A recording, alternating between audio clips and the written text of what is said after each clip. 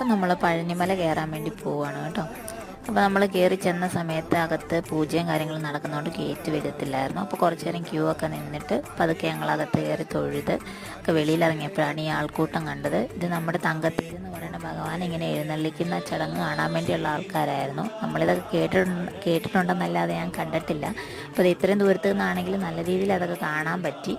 അത് കഴിഞ്ഞപ്പോഴേക്കും നമ്മൾ പതുക്കെ അവിടെ നിന്ന് ഇറങ്ങാമെന്നുള്ള രീതിക്ക് വന്നു. പിന്നെ കുറച്ച് പഞ്ചാമൃതവും അതുപോലെ നമുക്ക് അയൽവക്കത്തും വീട്ടിലൊക്കെ കൊടുക്കാനുള്ള വഴിപാട് സംഭവങ്ങൾ പ്രസാദമൊക്കെ മേടിച്ചു. അങ്ങനെ ഞങ്ങൾ കുറേ നേരം നടന്നപ്പോൾ കുറേ മലയാളികളെ അതിനകത്ത് കാണാൻ പറ്റിയിട്ടുണ്ട്. നമ്മുടെ മലയാളികളെ പൊതുവെ കാണുമ്പോൾ നമുക്ക് പെട്ടെന്ന് മനസ്സിലാവുമല്ലോ.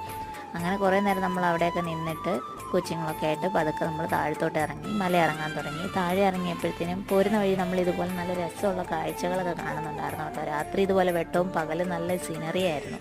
പിന്നെ താഴെ ഇറങ്ങി കുറേ ഷോപ്പിംഗ് ഒക്കെ നടത്തി